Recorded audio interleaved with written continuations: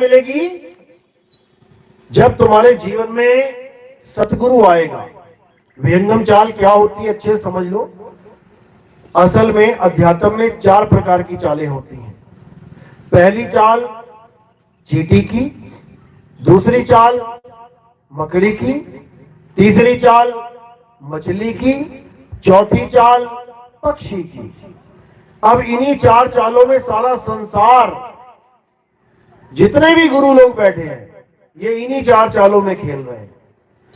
पहली चाल चींटी की चाल कैसे प्राप्त होती है? जब तुम्हारे जीवन में कोई ऐसा गुरु आ जाता है जो तुम्हें मंत्र जाप करवा के चक्रों पे ध्यान करवाता है। सबसे पहले गुदा चक्र पे ध्यान करवाएगा, मंत्र जपवाएगा, कलिंग कलिंग कलिंग, गुदा चक्र का वही मंत्र है।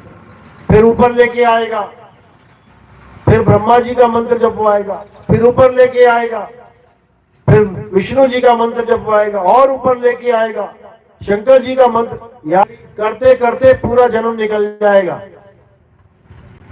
ये चींटी की चाल है। मकड़ी की चाल क्या है? आप मकड़ी देखोगे तो क्या करती है मकड़ी? पहले चींटी की तरह ही चलती है। दीवार पे चढ़ने के लिए चींटी की तरह चढ़ेगी, उसके बाद ऊपर जाला बुन लेगी, उसके बाद जब भी नीचे आना होगा वो जाल से आएगी, जाल से जाएगी, वो दोबारा नहीं चढ़ेगी दीवारों पे चींटी की तरह। उसकी चींटी वाली चाल कंप्लीट। अब मकड़ी की चाल पकड़ लेगी वो जाल के द्वारा। इसी प्रकार योगी लोग क्या करते हैं, एक बार तो चींटी की तरह चढ़े, लेकिन उसके बाद कानों में उंगलियां डाल के शब्द की तार से, उस आवाज की तार से नीचे ऊपर ट्रैवल करना शुरू कर देते हैं। यानी उनकी भक्ति अनंतनाथ की चालू हो जाती है।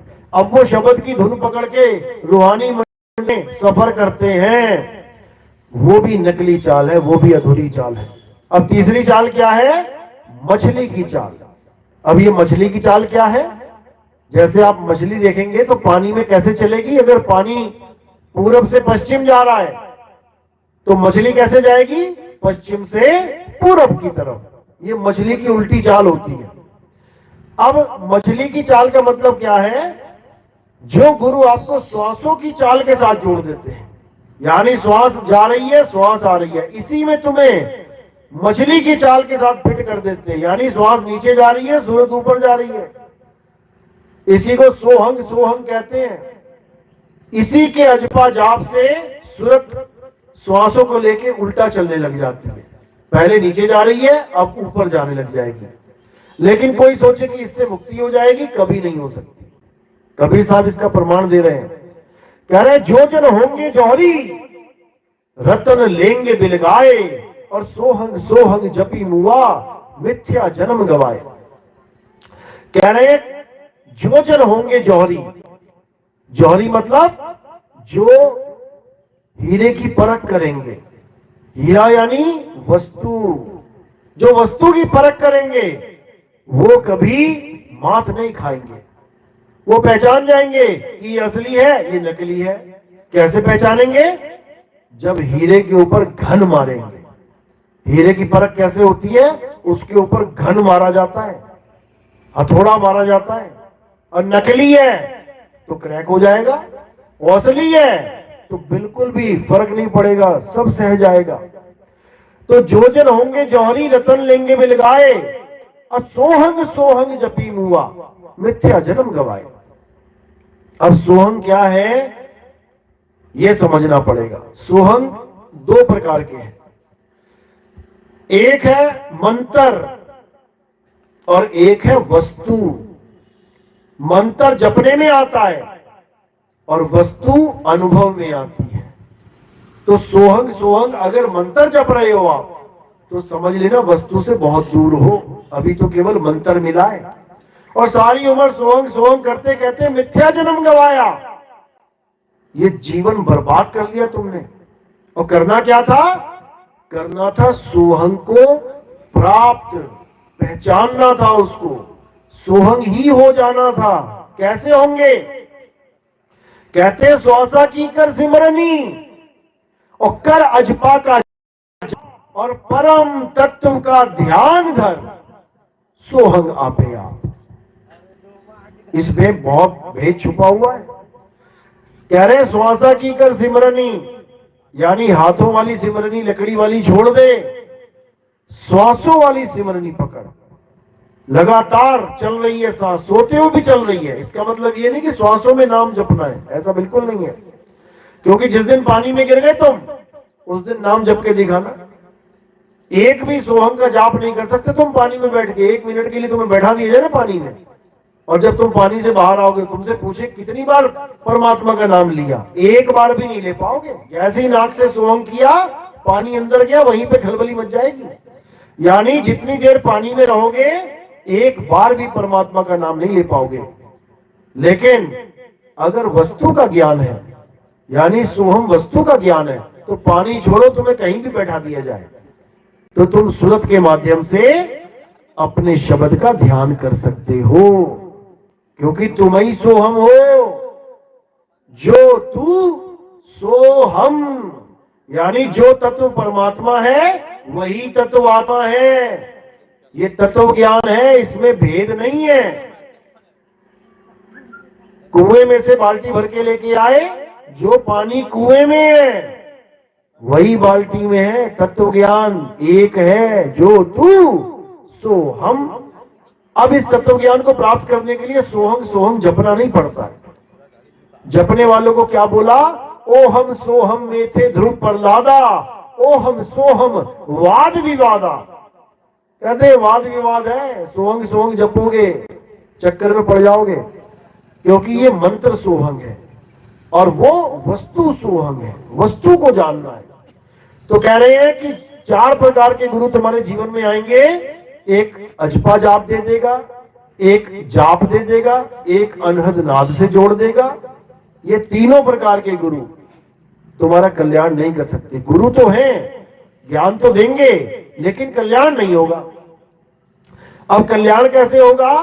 जब तुम्हारे जीवन में विहंगम चाल देने वाला गुरु आ जाएगा। विहंगम चाल, तो कह रहे शब्द विहंगम चाल हमारी, और कहे कबीर सतगुर दई तारी।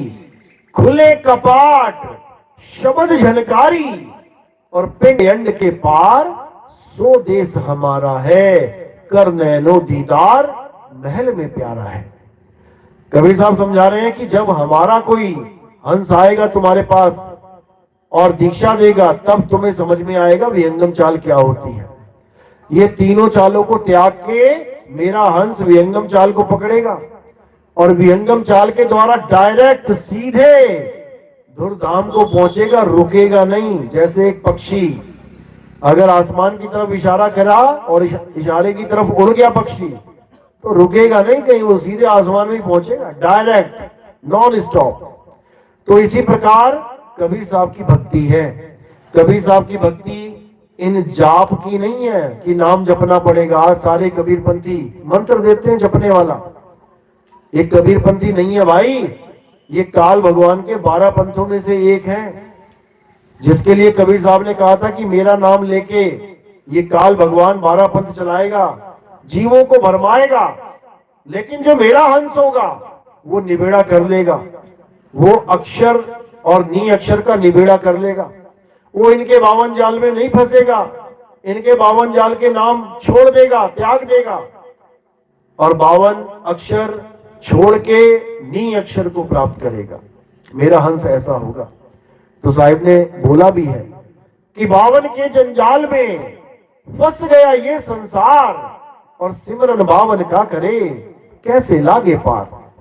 परमात्मा का नाम 52 अक्षरी बना के ये इंसान ऐसा उलझ गया है उसमें, अब छूटे नहीं छूट रहा है। कोई छुड़ाने की बात करे तो उसे लगता है जैसे परमात्मा ही छुड़वा दिया, क्योंकि वो परमात्मा को नाम समझ बैठा है। वो वस्तु को 52 अक्षरी नाम समझ बैठा। अब कोई भेदी गुरु आता है तो वस्तु का लखाव करवाता है और 52 को छुड़वा देता है। वही पूरा गुरु है। सोई गुरु पूरा कहावे, 2 अक्षर का भेद बतावे। एक छुड़ावे एक लखावे, तब प्राणी निज घर को जावे। निज घर को तभी जा पाओगे जब 52 अक्षरों को छोड़ के अपने आत्म अक्षर को, अपने आत्म स्वरूप को प्राप्त करोगे। और आत्म स्वरूप को कैसे प्राप्त करोगे? जब वेदी गुरु तुम्हें उस आत्मा का भेद समझा देगा, तभी प्राप्त कर सकते हो, नहीं तो नहीं। तो साहिब समझा रहे हैं कि 52 अक्षर जीवाधारा और आदि अक्षर जीभ्या से न्यारा। आदि अक्षर आत्मा, जीभ्या से न्यारा, यानी जब जीभ भी नहीं बनी थी, जब होठ कंठ भी नहीं बने थे, जब ये शरीर भी नहीं बना था, जब ये संसार भी नहीं बना था, वो आत्मा तब भी था। और ये संसार नहीं रहेगा तब भी ये आत्मा रहेगा। वो बनने बिगड़ने से परे है। लेकिन उसका ज्ञान हमें क्यों नहीं हो पा रहा है? कि हमारे जीवन में कोई ऐसा गुरु आ ही नहीं रहा है जो हमें आत्म तत्व का लाभ कर दे। हमें 52 में उलझाने वाले गुरु मिल रहे हैं, अलग अलग तरह से नाम जपवाने वाले गुरु मिल रहे हैं, नाम छुड़वाने वाला गुरु नहीं मिल रहा है। इसलिए समझा रहे हैं, सोई गुरु पूरा कहावे, 2 अक्षर का भेद बतावे, एक छुड़ावे एक लखावे। 52 अक्षर छुड़वा दे और आत्म अक्षर का लखाव करा दे। समझो, अब मुक्ति मिलेगी, अब आत्म ज्ञान होगा, नहीं तो नहीं होगा। तो जब तक आत्म ज्ञान नहीं हुआ, थाली को पीछे कर दो, थाली को दबाओ दबाओ, हाँ मोबाइल को दबाओ, अरे और दबाओ, हाँ सीधा दिमाग लगाए तो थोड़ा हाथ हटाओ जैसे। तो कह रहे हैं कि जब तक आत्म ज्ञान देने वाला गुरु नहीं आया जीवन में, तब तक किसी का कल्याण नहीं हो सकता। कोई किसी भी धर्म में है, किसी भी जात में है, किसी भी पात में है, कितना ही बड़ा ज्ञानी क्यों नहीं हो गया, वेद पुराण रट लिए, कुरान पढ़ ली, पूरी मुंह जुबानी रट ली, गीता पढ़ ली, मुंह जुबानी रट ली, बाइबल पढ़ ली, मुंह जुबानी रट ली, कितना ही बड़ा ज्ञानी क्यों ना हो जाए 52 अक्षरों का, लेकिन बिना आत्म ज्ञान के खाली का खाली है। क्यों? क्योंकि आत्म ज्ञान इन 52 अक्षरों का खेल नहीं है। कह रहे स्वर व्यंजन का मेल नहीं है और 52 का ये खेल नहीं है। ये आत्म ज्ञान, ये 52 का खेल नहीं है। 52 से तो छुड़वा देना है, 52 से तो निकाल देना है बाहर। 52 का क्या महत्व है? केवल दुनियादारी करने का और ये सत्संग करने का। सत्संग के द्वारा, 52 के द्वारा तुम्हें 52 से परे की चीज का इशारा जरूर मिलेगा। सत्संग में बताया जाएगा कि वो बोलने में नहीं आता, लेकिन बताया तो बोल के ही जा रहा है ना। अक्षरों के द्वारा ही तुम्हें समझाया जा रहा है कि वो अक्षरों में नहीं आता। यानी 52 अक्षर लोक त्रय सब कुछ इन्हीं माही, ये आखर खिर जाएंगे, वो आखर इनमें नहीं। बताया तो बोल के ही है, बताया तो बोल के ही है, लेकिन बताया किसके बारे में है? अबोल के बारे में। यानी उस अबोल को बोल के समझाना पड़ रहा है। यही साहिब ने कहा, अकह नाम वह कहा न जाई, अकह नाम गुरु कह कह समझाई। गुरु कह कह के समझा रहा है उस अकह नाम को कि वो बोलने में नहीं आता, लेकिन लोग समझ नहीं रहे। लोग इसको मंत्र मान के बैठे हैं, ये मंत्र जप लो, वो मंत्र जप लो, उससे कल्याण हो जाएगा, उससे काल भाग जाएगा। अरे ये मंत्र एक कुत्ते को नहीं भगा सकता, तुम्हारे पीछे कुत्ता पड़ा हो। तुम किसी भी भगवान का मंत्र, तुम कोई भी मंत्र बोल दो, क्या कुत्ता तुम्हें छोड़ के भाग जाएगा? पीछे करके देख लेना। लोगों को भरमा दिया कि काल भगवान मंत्र से डर जाएगा, और लोग सोच के बैठे हाँ भाई सच में डर जाएगा, गुरुजी ने कहा है तो। अरे काल भगवान जब आएगा तब आएगा, तो मैं कुत्ते को भगा के दिखाओ। तुम्हारे मंत्र से कुत्ता नहीं भागेगा। और बड़ी बड़ी बातें की जा रही है कि तुम ये नाम, ये मंत्र रट लोगे तो बड़ी से बड़ी परेशानी दूर हो जाएगी, बड़े से बड़ी मुसीबत दूर हो जाएगी। वो छोटी सी मुसीबत तो दूर कर ना पाया मंत्र। कैसे दूर होगी मुसीबत? वो होगी आत्म विश्वास से। अपने ऊपर विश्वास करो। कुत्ता तुम्हारे पीछे पड़ा है, कोई बात नहीं, पत्थर उठा डंडा, अपने ऊपर विश्वास कर। एक बार उठा लिया ना तो क्या करेगा कुत्ता? वो बैक हो जाएगा बिना मंत्र के, बिना कोई मंत्र जपे। तू अपने ऊपर विश्वास कर, तू डर मत, भाग मत। तू एक बार उसका मुकाबला कर, आत्मविश्वास में आ, फिर क्या करेगा वो कुत्ता, फिर एकदम निकल लेगा किनारे से। इसी प्रकार जब काल भगवान आएगा तो किसी मंत्र का सहारा मत लेने लग जाना। किसका सहारा लेना है? अपने आत्म स्वरूप का सहारा लेना है। जब तुम अपने स्वरूप में आ जाओगे तो काल भगवान भी हाथ जोड़ देगा, क्योंकि तुम्हारा आत्म स्वरूप ही सार शब्द है। इसीलिए साहिब ने बोला, सार शब्द आए जही विधि हाथा और तेही विधि काल नवावे माथा। ये मंत्र मत समझ लेना कि ओम सोहम सत्य कबीरा, ओम सोहम सत्य कबीरा, ये सार शब्द है, नकली माल है ये, मारे जाओगे। इसीलिए कबीर साहब ने परख करने की बात करी है कि परखो गुरु क्या दे रहा है, गुरु क्या बता रहा है। गुरु मेरे सभी बड़े, अपनी अपनी ठौर। कोई भी गुरु कितना भी ज्ञान दे रहा है ठीक है, इज्जत के लायक है, कुछ ना कुछ तो दे रहा है, लेकिन अपनी अपनी ठौर। ये क्यों बोलना पड़ा कबीर साहब को? क्योंकि हर गुरु सतगुरु नहीं होता। अपनी अपनी ठौर यानी अपनी अपनी बुद्धि के लेवल का ज्ञान दे सकता है वो। अब ये तुमने देखना है कि तुमने कहां तक जाना है। पहली वाला भी गुरु है, दूसरी वाला भी गुरु है, 5वीं तक भी स्कूल है, 8वीं तक भी स्कूल है, 10वीं तक भी स्कूल है, 12वीं तक भी है, कॉलेज भी है, डिग्री कॉलेज भी है, सब है। ये तुमने देखना है कि तुमने कहां तक पढ़ाई करनी है। 5वीं तक पढ़ना है तो ठीक है, अपना 5वीं तक पढ़ लो, 8वीं तक पढ़ना 8वीं तक पढ़ लो, 10वीं 12वीं करनी है 12वीं कर लो। लेकिन अगर पोस्ट ग्रेजुएट डिग्री कॉलेज जाना है तो फिर भैया बढ़ते चले जाओ आगे। फिर ये नहीं सोचना है कि अरे मेरा गुरु छूट जाएगा, दुनिया क्या कहेगी। गुरु छोड़ते ही आए हो। जैसे ही पहली क्लास से दूसरी क्लास में गए, पहली वाला छूट गया, 5वीं से 6वीं में गए, 5वीं वाला छूट गया, 10वीं से 11वीं में आए, 10वीं वाला छूट गया, 12वीं से 13वीं में गए, 12 वाला छूट गया। इसका मतलब ये नहीं कि तुमने पाप कर दिया, इसका मतलब परमात्मा की तुम पे दया हो गई, जो तुम गुरु बदल बदल के यहां तक पहुंच गए। और जो गुरु नहीं बदल पाए वो बेचारे पहली में बैठे हैं, वो पहली में 10 साल लगाई जा रहे हैं, यानी फेल हो रहे हैं। इसलिए परमात्मा ये समझा रहे हैं कि गुरु करो छान के और पानी पियो जान के। ये पहले चलता था, गुरु करो जान के, पानी पियो छान के। आजकल छना छनाया पानी आ रहा है घर में।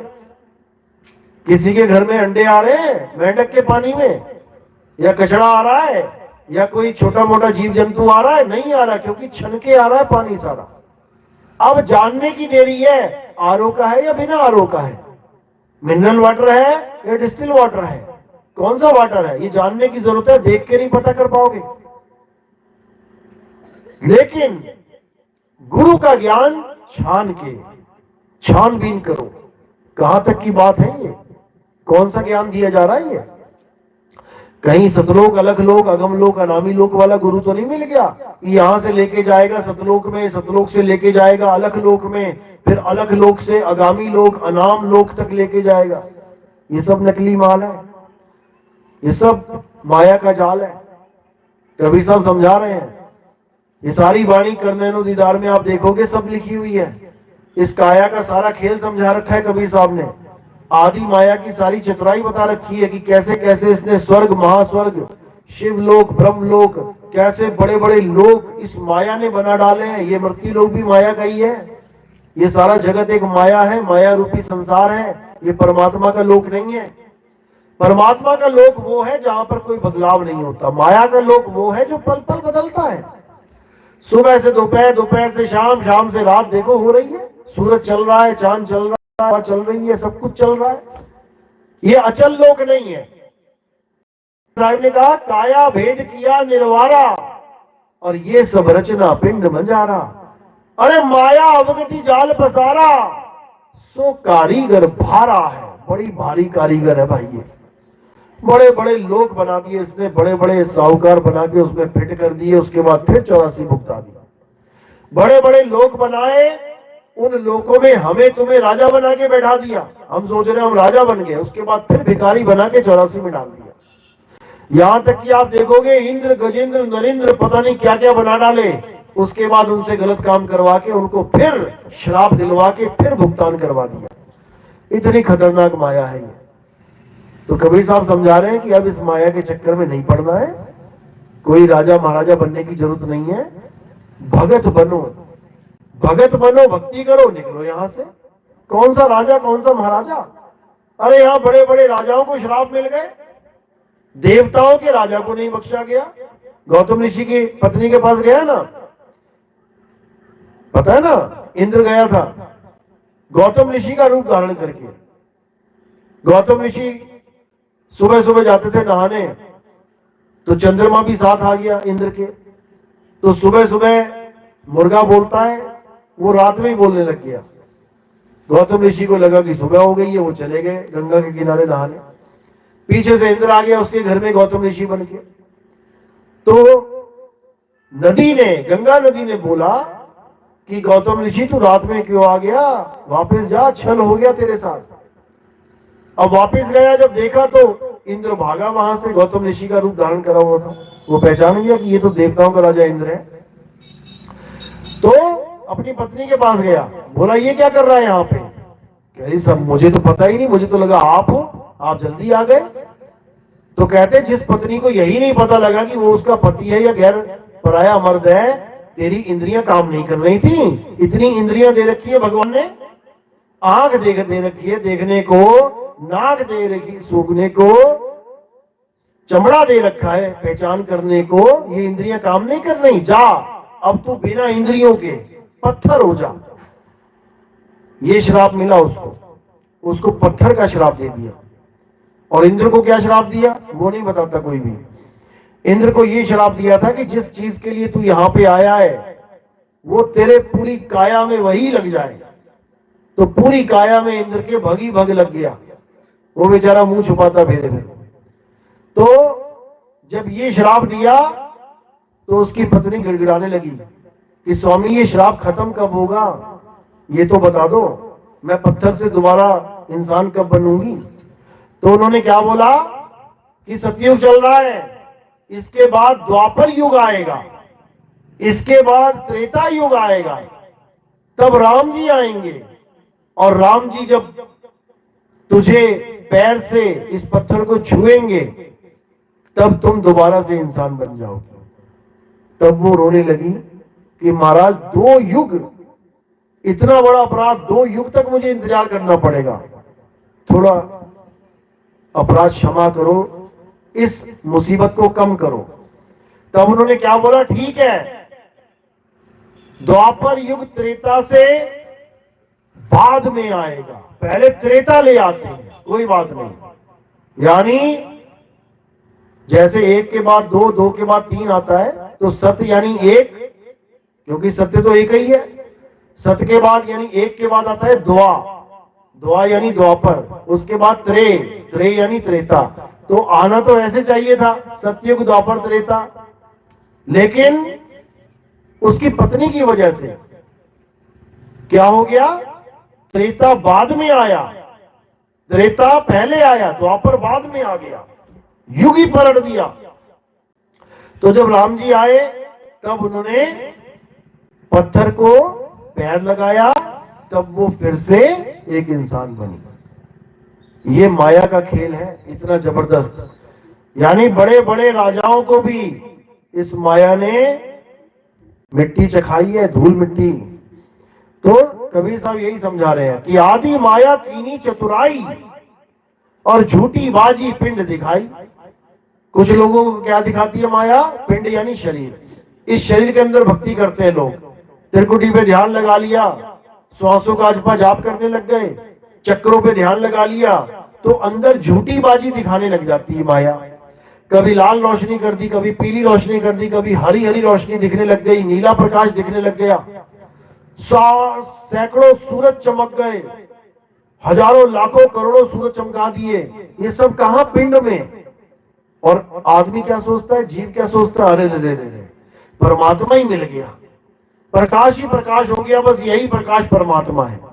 लिखा भी है कईयों ने, गॉड इज लाइट, प्रकाश ही परमात्मा है, जबकि ऐसा बिल्कुल नहीं है। तो साहिब कह रहे हैं ये सारा माया का जाल कहां है?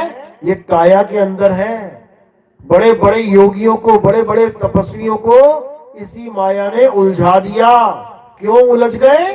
क्योंकि उनको शब्द का लखाव कराने वाला गुरु मिला ही नहीं, शब्द की पहचान कराने वाला गुरु ही नहीं मिला, शब्द का भेद बताने वाला गुरु ही नहीं मिला। क्या मिल गए? जप्पी तप्पी सन्यासी।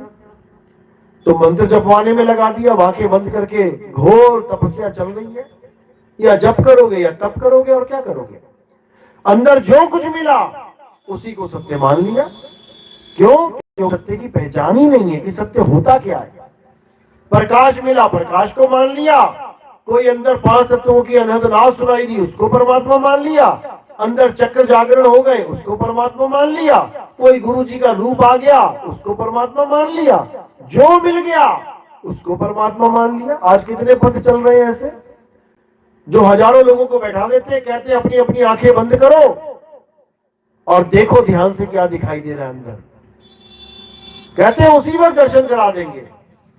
अब जहां जिसकी श्रद्धा होती है वो उसका ध्यान करता है, थोड़ा बहुत दिखाई देने लग जाता है उसको कल्पना में, तो पूछते हैं हाँ कुछ दिखाई दिया, हाथ खड़े करो। जिसको जो दिखता है वो हाथ खड़े कर देता है।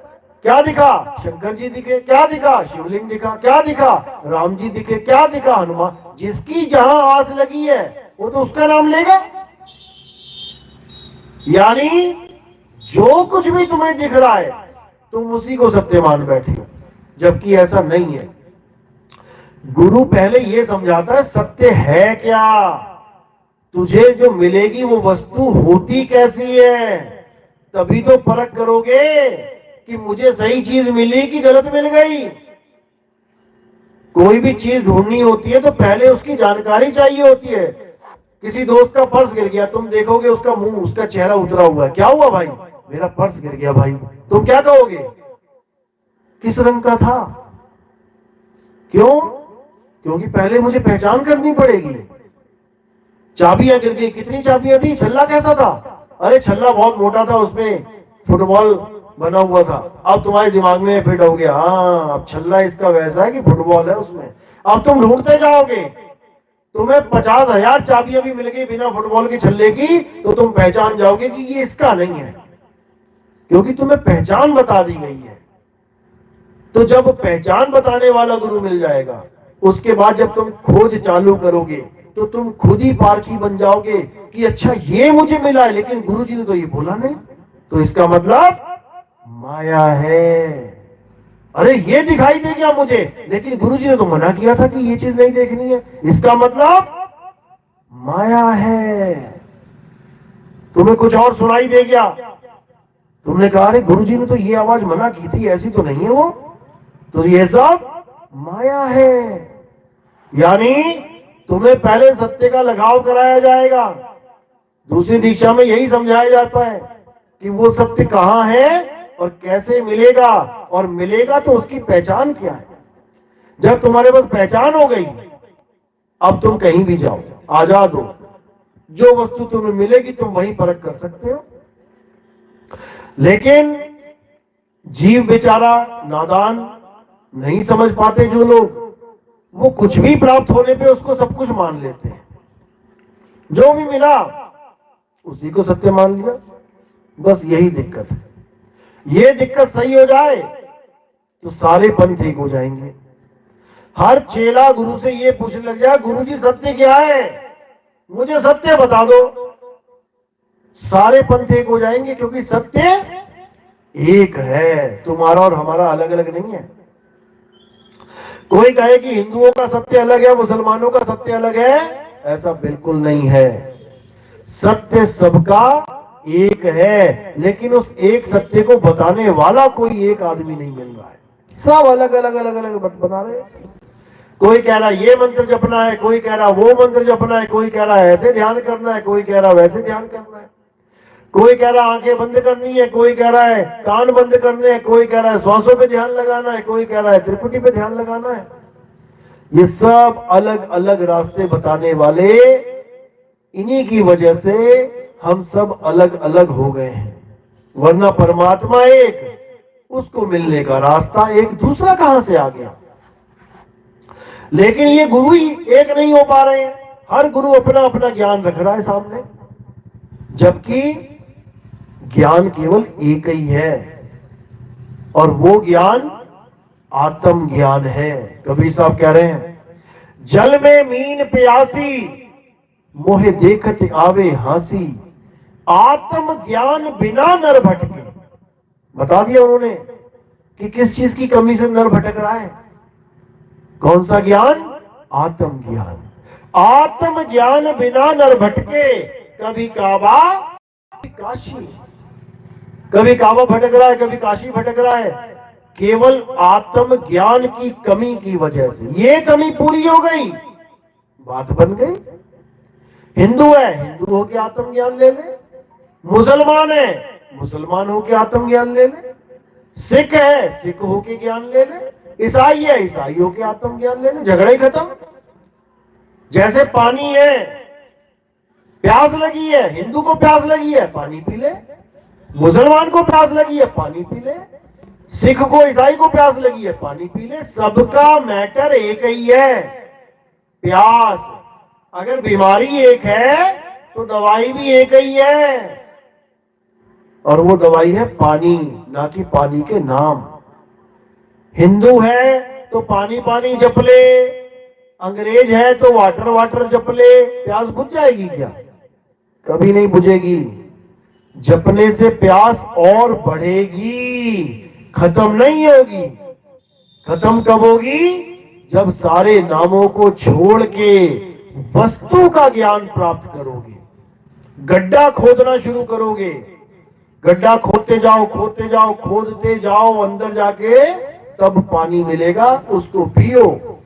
सब शांत हो गए। नाम का मतलब ही नहीं रहा जपने का। गड्ढा खोदते हुए कौन सा नाम जपना पड़ेगा? पानी पानी पानी पानी। गड्ढा खोलोगे, पानी पानी जपोगे। गड्ढा खोदोगे, कोई नाम नहीं जपना है, बस सूरत पानी में लगानी है कि नीचे है वस्तु मेरी, उसको प्राप्त करना है। सूरत को भटकने नहीं देना है, सूरत को एकाग्र कर लेना है। गड्ढे में ही एकाग्र करना है कि इसी में है पानी, और गड्ढे में ही पानी मिल जाएगा। इसी को साहिब ने बोला है, सूरत फंसी संसार में और वासे पड़ गई दूर, सूरत बांध स्थिर करो, आठों पहर हुजूर। अब ये तो दुनियावी कुआं है, एक आध्यात्मिक कुआं भी है। आध्यात्मिक कुआं जिसको बोला गया है उल्टा कुआं गगन में, जिसमें जरे चिराग।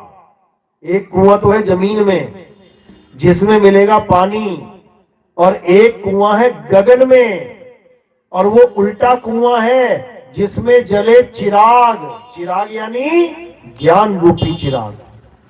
उसमें वो चिराग जल रहा है जिसको एक बार अगर तुमने देख लिया, यानी एक बार वो ज्ञान प्राप्त हो गया, तो तुम्हारा ज्ञान सदा सदा के लिए खत्म हो जाएगा।